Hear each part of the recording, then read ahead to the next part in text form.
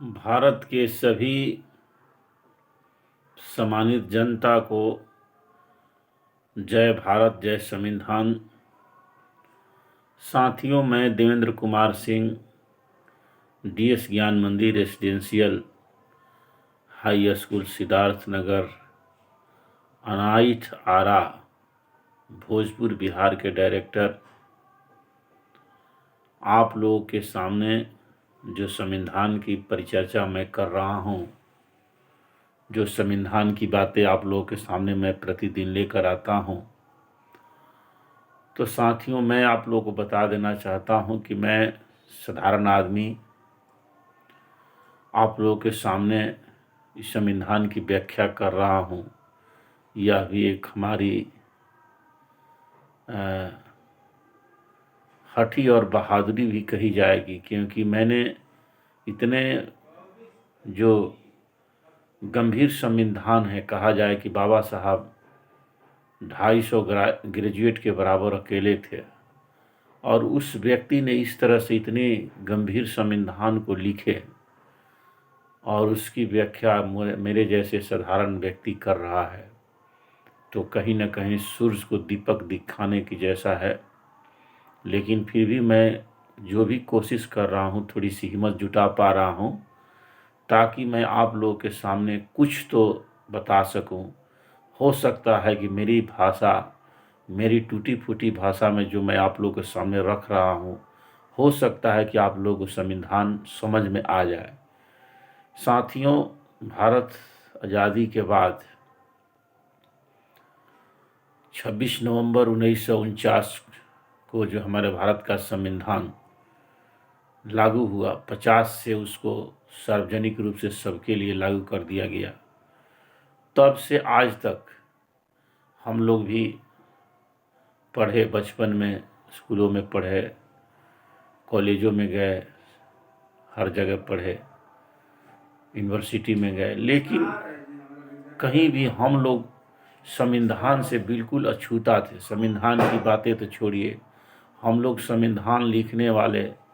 महान, हम लोग के भारत रत्न ही नहीं बल्कि विश्व रत्न कहिए, बाबा साहब डॉक्टर भीमराव अंबेडकर के नाम तक भी नहीं जानते थे। तो उस समय कितना हम लोग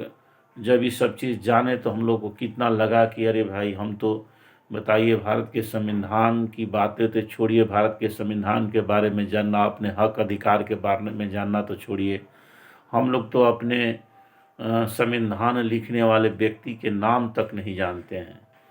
तो यह एक बहुत बड़ा जो चीज़ था हम लोग के सामने। लेकिन आज हम लोग तो हर सोशल मीडिया के माध्यम से कहिए, मोबाइल जो हम लोग को आ गया घर घर में, तो हम लोग जानने लगे। फिर भी हम चाहते हैं कि हम अपने स्तर से प्रयास करें कि सरल से सरल भाषा में और बिल्कुल साधारण भाषा में हम लोगों के सामने अपनी बात को रखें और लोग समझ जाएं आसानी से। यही मेरा प्रयास है। इस प्रयास में हो सकता है कहीं कमी रह जाए, तो इसीलिए मैंने पिछले वीडियो में भी आप सभी भारत के जनता को, भाइयों बहनों माताओं, सबसे अनुरोध किया था कि आप लोग कम से कम अपने कमेंट के माध्यम से ज़रूर बताएं कि कहाँ पर कमी रह गई है, कहाँ पर ठीक है, कहाँ नहीं है, और आप मेरी भाषा आप लोग को समझ में आ रही है, नहीं आ रही है, क्या हो रहा है। आप लोग कमेंट के माध्यम से ज़रूर बताएं, क्योंकि आपके कमेंट के माध्यम से ही हमको एक बल मिलेगा, एक हौसला मिलेगा, और आगे इतने बड़ा संविधान है, पूरे अनुच्छेद का मुझे काव्य के रूप में उसको संग्रह करना है, बनाना है। बहुत मेहनत लगता है उसको काव्य के रूप में बनाने में, तो मैं मेहनत करके आप लोगों के सामने लाता हूँ। अगर आप लोग थोड़ी सी साथ देंगे, थोड़ी सी हौसला मेरे बढ़ाएंगे, तो हो सकता है कि मैं संपूर्ण संविधान को आसानी से कर लूँ। करने के लिए तो मैं ज़रूर करूँगा, संपूर्ण संविधान को काव्य के रूप में बताऊँगा, गाकर बताऊँगा, और आप लोग को ऐसे भी समझाऊँगा। लेकिन आप लोगों का साथ मिलता है, आप लोग हौसला बढ़ाते हैं, तो निश्चित ही इसमें आप लोगों का भी बहुत बड़ा योगदान होगा, और हम अपने काम में काम में सफल होंगे, और हमारे देश को इससे कुछ ना कुछ लाभ मिलेगा, हमारे सभी जनता को इससे लाभ मिलेगा।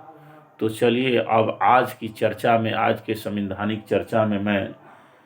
अनुच्छेद 24 की चर्चा करता हूँ। बहुत ही इम्पोर्टेंट है, ये हमारे बच्चों से संबंधित है। जो हमारे बच्चे हैं, जो 14 साल से कम उम्र के बच्चे हैं, उन बच्चों के बारे में इस संविधान के अनुच्छेद 24 में लिखा गया है। अनुच्छेद 24 में एक तरह से हम कहें कि यह भी शोषण के विरुद्ध अधिकार ही है कि 14 साल से कम उम्र के बच्चे को कारखानों आदि में नियोजन का प्रतिषेध, यानी 14 साल से जो कम उम्र के बच्चे हैं उन्हें कल कारखानों में, फैक्ट्रियों में, खानों में या घरों में भी मजदूरी के रूप में मजदूर की तरह उसको नहीं रखा जा सकता है, उसको नहीं खटाया जा सकता, उसको मजदूर के रूप में काम पर नहीं रखा जा सकता है। अगर कोई व्यक्ति इस तरह से 14 साल से कम उम्र के बच्चे को कोई मजदूरी के काम पर लगाता है, उसको परिसंकट काम पर, जहाँ की खतरा है, जिस काम में खतरा है, अगर वैसे काम पर बच्चों को लगाता है, 14 साल के कम उम्र के बच्चों को, तो उस व्यक्ति संविधान के दायरे में वो गैर कानूनी काम कर रहा है और उसे इस संविधान के अनुसार हमारी जो शासन व्यवस्था है, हमारी जो विधि व्यवस्था है, उसको दंडित करेगी, उसको सजा मिलेगा और उसको जेल जाना पड़ेगा। तो यह अनुच्छेद जो है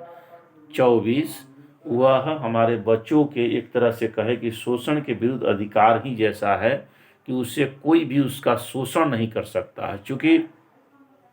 हम लोगों ने पीछे देखा कि भारत के संविधान कहता है, संविधान के अनुच्छेद जो 21 का है, वो कहता है कि 6 साल से लेकर 14 साल के बच्चों को सरकार निःशुल्क और अनिवार्य रूप से पढ़ाएगी। तो अब 14 साल तक वो जब बच्चा पढ़ेगा ही, तो फिर उसको मजदूरी कराइएगा तो फिर उसका शिक्षा बाधित होगा। तो इसलिए उस बच्चों को 14 साल से जो कम उम्र के बच्चे हैं, उन्हें मजदूरी नहीं कराया जा सकता, उन्हें कठिन काम नहीं कराया जा सकता, उन्हें कारखानों में, फैक्ट्रियों में या खानों में या कोई और परिसंकट जो काम है, जो संकट भरा कार्य है, उसको वहाँ पर नहीं रखा जा सकता, वहाँ पर मजदूरी नहीं कराया जा सकता, उसका नियोजन नहीं हो सकता है। अगर ऐसा कोई करता है तो वह गैर कानूनी काम है और वह व्यक्ति दंड का भागी है, उसे दंड मिलेगा, ऐसा नहीं कर सकता है। तो चलिए अब इसको मैं जो काव्य के रूप में इसको संजोया है, तो इसको काव्य के रूप में सुन लिया जाए। कोई बचा ना करे मजदूरी जिनकी आयु 14 से कम, कोई बचा ना करे मजदूरी जिनकी आयु 14 से कम, कल कारखाने फैक्ट्री में ना करे परिसंकट काम,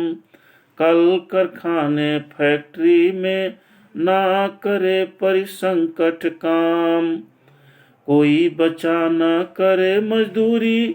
जिनकी आयु 14 से कम,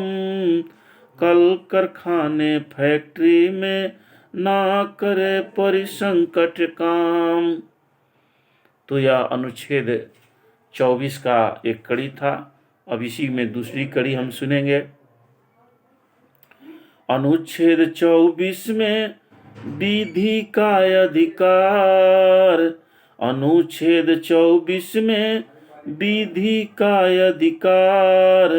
यदि कोई भी करे उल्लंघन जाना होगा कारागार, यदि कोई भी करे उल्लंघन जाना होगा कारागार। अनुच्छेद 24 में विधि का अधिकार,